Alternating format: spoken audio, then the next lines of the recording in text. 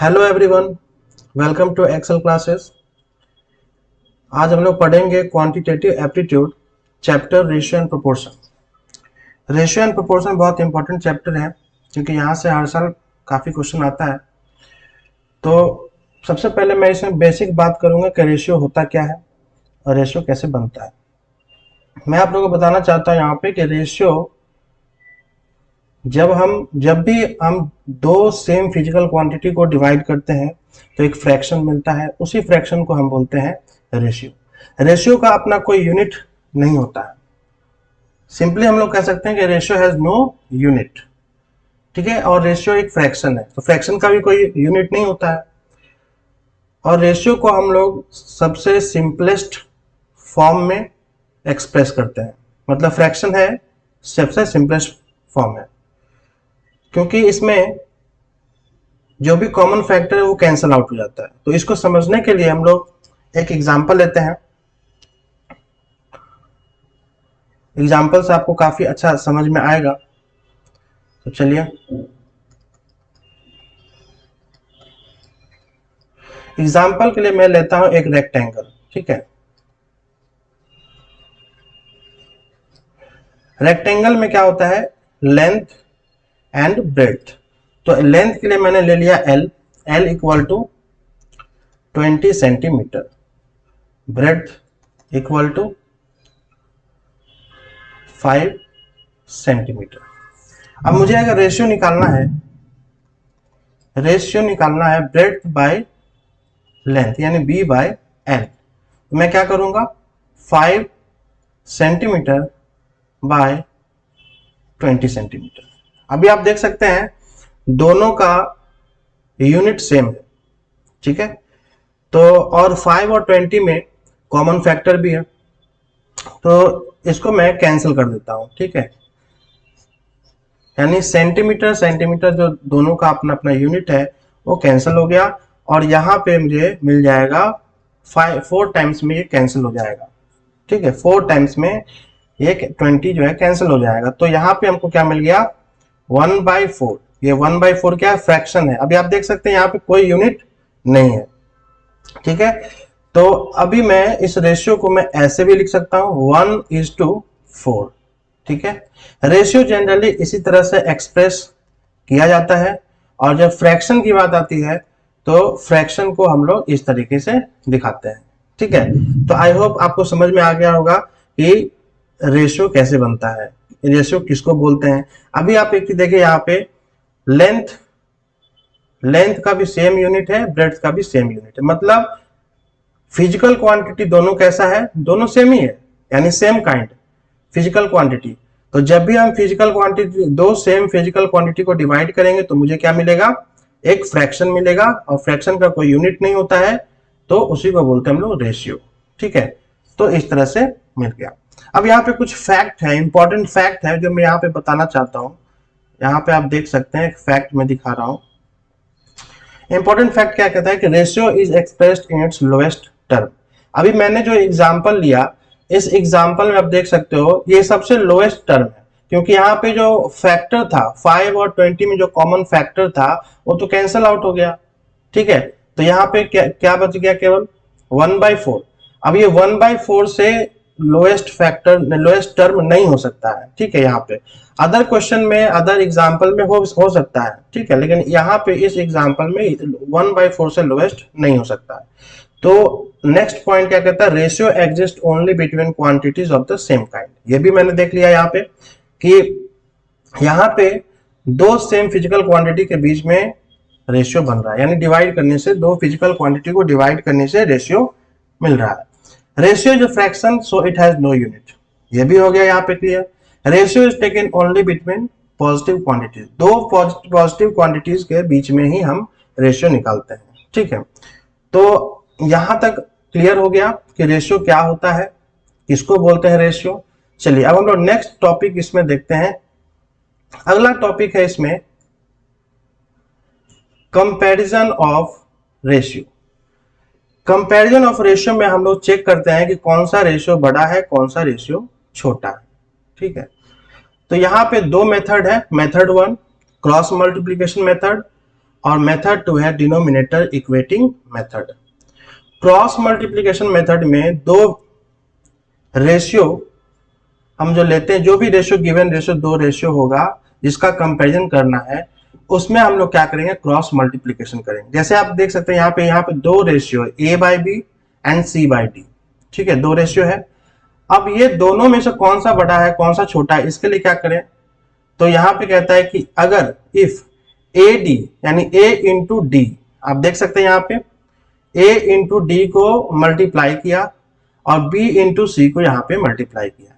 ठीक है, मैं थोड़ा सा और बड़ा कर देता हूं इसको ताकि आपको और अच्छे से समझ में आएगा, दिखेगा। तो आप यहाँ पे देख सकते हैं a इंटू डी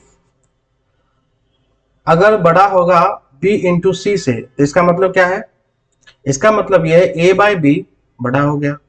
ठीक है, एग्जाम्पल के लिए आप देख सकते हैं यहाँ पे एग्जाम्पल लिया हुआ है 6/7 एंड 3/5।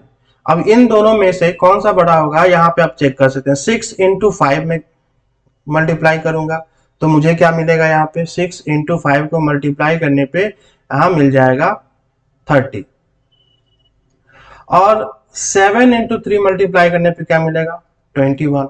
तो इस हिसाब से हम लोग क्या देख रहे हैं कि 30 जो है 21 से बड़ा है। इसका मतलब क्या हुआ, 6/7 जो है बड़ा रेशियो है। ठीक है, नेक्स्ट इसी तरह से एक और एग्जांपल है यहाँ पे 4/5 और 7/8। अब इन दोनों को कंपेयर करना है तो हम लोग फिर से वही काम करेंगे, क्रॉस मल्टीप्लिकेशन करेंगे। तो जो पहला रेशियो इसका न्यूमरेटर और दूसरा रेशियो है इसका डिनोमिनेटर, इन दोनों को मल्टीप्लाई करेंगे। तो यहाँ पे क्या मिल रहा है 4 इंटू 8, तो 4 इंटू 8 कितना हो गया 32। और यहाँ पे आप देख सकते हैं 7 इंटू 5 कितना हो गया 35। तो यहाँ पे हम लोग देख सकते हैं 32 जो है 35 से छोटा है। इसका मतलब क्या हुआ 4/5 रेशियो छोटा रेशियो है। ठीक है, नेक्स्ट है हमारे पास मेथड नंबर 2, जिसमें डिनोमिनेटर इक्वेटिंग मेथड इसको बोलते हैं।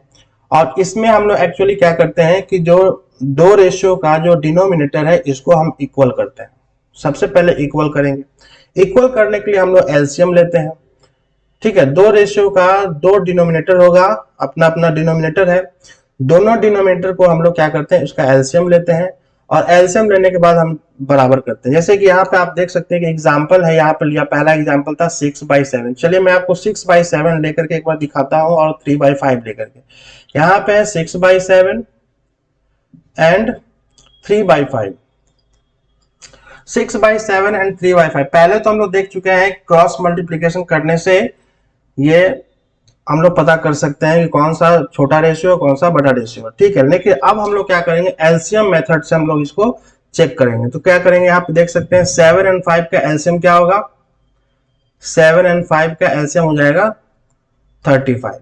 तो अब यहाँ पे क्या करना है, इसको 7 को 35 बनाना है, यहाँ पे 5 को 35 करना है, और जितना से मल्टीप्लाई करेंगे नीचे उतना ही से ऊपर भी मल्टीप्लाई करेंगे। यहाँ पे भी सेम चीज करेंगे। तो यहाँ पे क्या करेंगे 6/7 इंटू 5, और ऊपर भी मैंने क्या कर दिया 5 से मल्टीप्लाई कर दिया। ठीक है, अब उसी तरह से इस रेशियो में भी काम करेंगे, 5 इंटू 7 35, और ऊपर भी हम लोग क्या करेंगे 7 से ही मल्टीप्लाई करेंगे। तो यहाँ पे क्या आ गया आपको 30/35 एंड 21/35।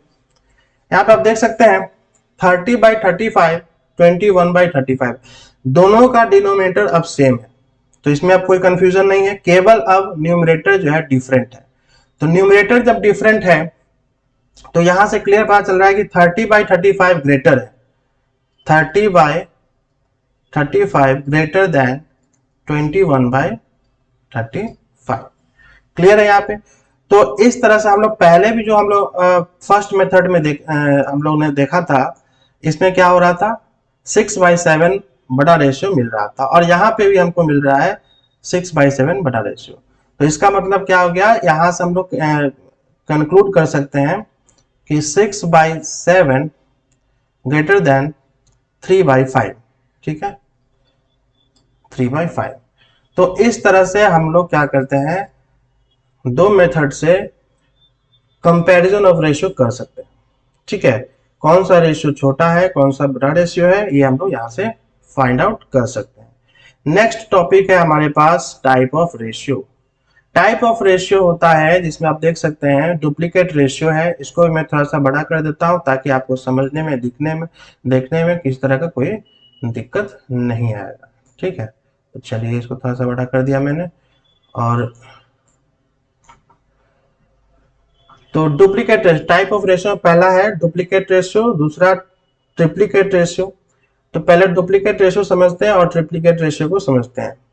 तो यहाँ पे कहता है अगर x बाई वाई, यहाँ पे आप देख सकते हैं अगर x बाई वाई मेरा एक गिवन रेशियो है, ठीक है, तो इसका डुप्लीकेट रेशियो क्या होगा, जस्ट इसको स्क्वायर कर देंगे। सपोज क्योंकि x by y equal to है 1/2, ठीक है, सपोज दैट। तो जब मुझे बोला जाएगा क्वेश्चन में कि इसका डुप्लीकेट रेशियो निकालो, तो सिंपली मैं क्या करूंगा, x बाई वाई का होल स्क्वायर करूंगा तो क्या मिल जाएगा, 1/4 मिल जाएगा। ठीक है, तो यहां से ये क्या हो गया, डुप्लीकेट रेशियो। आप देख सकते हैं यहाँ पे भी वही सेम चीज किया गया है, x square by y square. Next यहाँ पे ट्रिप्लीकेट रेशियो है।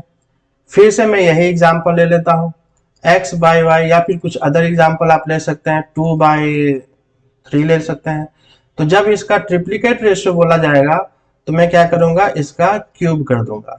ठीक है, x बाई वाई का क्यूब करूंगा तो क्या मिल जाएगा, यहाँ पे यहाँ मिल जाएगा आपको 8/27। ठीक है, ये हो गया ट्रिप्लीकेट रेशियो। अब नेक्स्ट आता है इसमें सब डुप्लीकेट रेशियो। सब डुप्लीकेट रेशियो में हम लोग स्क्वायर रूट करते हैं। जो भी गिवन हमारा रेशियो होगा उसका हम लोग क्या करेंगे, स्क्वायर रूट करेंगे। जैसे एक समझ लीजिए यहाँ पे, जैसे मैं ले लेता हूं 1/4, x बाई वाई अगर 1/4 है तो इसका सब डुप्लीकेट रेशियो क्या मिलेगा, सिंपली इसको हम लोग रूट कर देंगे। रूट x बाई वाई का रूट करूंगा तो क्या मिलेगा, 1/2 मिल जाएगा। ठीक है, इस तरह से। तो नेक्स्ट हम लोग यहां पे देखेंगे सब ट्रिप्लीकेट रेशियो। सब ट्रिप्लीकेट रेशियो में क्या करेंगे, हम लोग क्यूब रूट करेंगे।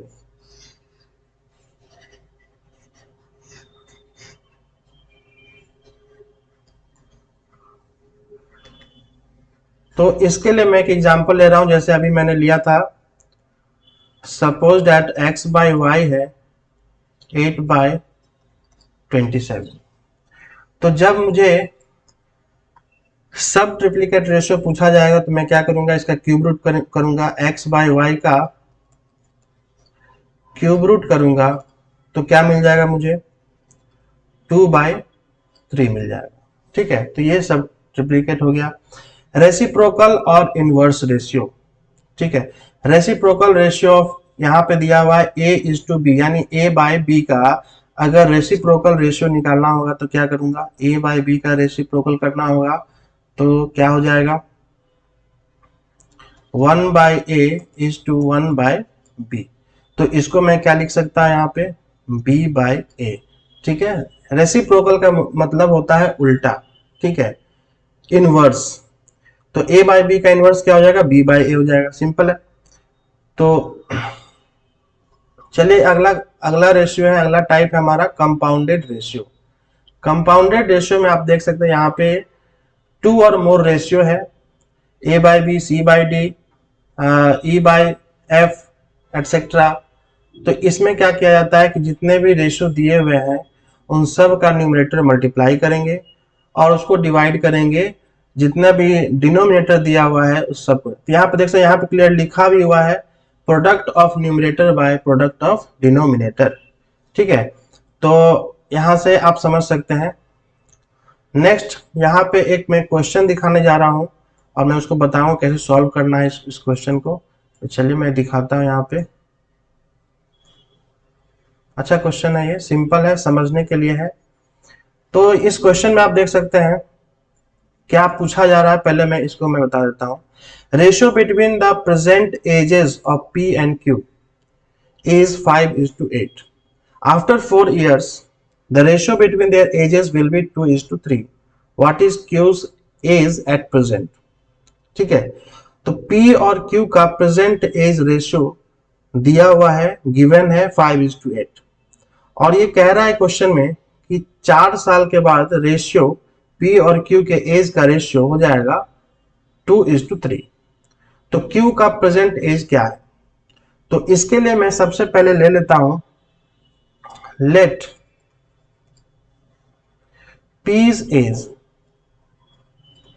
P का एज क्या हो जाएगा 5x और Q's as equal to 8x। ठीक है, अब यहां पे कह रहा है आफ्टर 4 ईयर। ठीक है, after 4 years ratio between the ages क्या है 2:3। तो यहां पे मैं क्या करूंगा 5x plus 4 by 8x plus 4 equal to 2/3। ठीक है, अब यहां पे मुझे सॉल्व करना है और x का वैल्यू फाइंड आउट करना है। ठीक है, तो यहां पे भी देखेंगे हम लोग क्रॉस मल्टीप्लिकेशन कर सकते हैं। तो चलिए मैं क्रॉस मल्टीप्लिकेशन करूंगा और x का वैल्यू फाइंड आउट करूंगा। तो 5x प्लस 4 इंटू 3 और यहां आ जाएगा 2 इंटू 8x प्लस 4। ये आ गया आपका 15x plus 12 equal to 16x plus 8। और यहाँ पे जो x का टर्म है 16x और 15x, इसको मैं एक साइड करूंगा और जो हमारा कांस्टेंट है जैसे 12 और 8 है इसको मैं एक साइड कर लूंगा। ठीक है, अरेंज कर लूंगा। तो यहाँ पे मैं इसको इस तरह से लिख सकता हूँ 16x minus 15x equal to 12 minus 8। तो यहाँ क्या मिल जाएगा x इक्वल टू 4। तो अभी मैं यहाँ पे देख सकता हूं कि x का वैल्यू कितना आ गया 4। अब मैं इसको पुट करूंगा q के एज में। q का एज मेरा कितना है यहाँ पे आप देख सकते हैं 8x। इसमें अगर मैं पुट कर दूंगा तो q का एज क्या हो जाएगा 8x equal to 8 into 4 equal to 32। तो आप देख सकते हैं यहाँ पे 32 मेरा आया q का एज। आप p का एज भी निकाल सकते हैं। अगर p का एज बोला गया है या पूछा गया तो आप निकाल सकते हैं 5 इंटू 4 इक्वल टू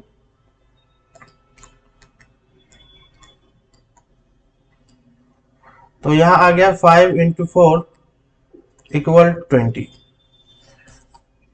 तो यहां पे देख सकते हैं ऑप्शन में 20 इयर्स दिया हुआ है। ऑप्शन में पहला ऑप्शन 36, दूसरा 20, तीसरा 24 और डी है नन ऑफ दिस।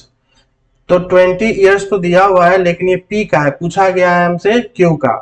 तो हम लोग यहाँ पे ये कह सकते हैं, यहाँ पे देख सकते हैं कि क्यू का एज तो मेंशन ही नहीं है, ऑप्शन में है ही नहीं।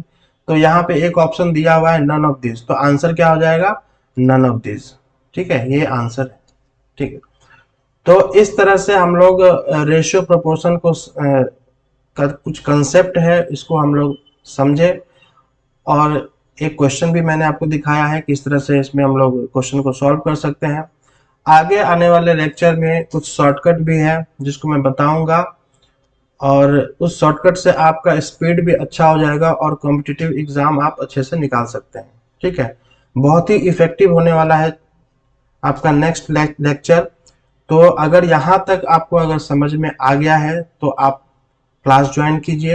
अगर किसी तरह का कोई भी दिक्कत है, कहीं पे भी दिक्कत आ रहा हो आज के इस लेक्चर में, तो आप मुझे नीचे व्हाट्सएप नंबर दिया हुआ है उस पर आप मैसेज कर सकते हैं। कहीं पे भी दिक्कत आ रहा हो तो आप मुझे बताइए, मैं उसको क्लियर करूंगा और अच्छे से एक वीडियो बना दूंगा या लेक्चर बना दूंगा पूरा का पूरा डिटेल, ताकि आपको समझ में आ जाएगा। ठीक है, तो जितना जल्दी हो सकता है ज्वाइन कीजिए, क्लास स्टार्ट होने वाला है, ज्वाइन कीजिए। आगे का लेक्चर आपका मिस ना हो, इसलिए मैं यही बोलूंगा जितना जल्दी हो सकता है आप लोग ज्वाइन कीजिए, और कहीं भी कोई दिक्कत आए व्हाट्सएप पे मैसेज कीजिए। ठीक है, थैंक यू।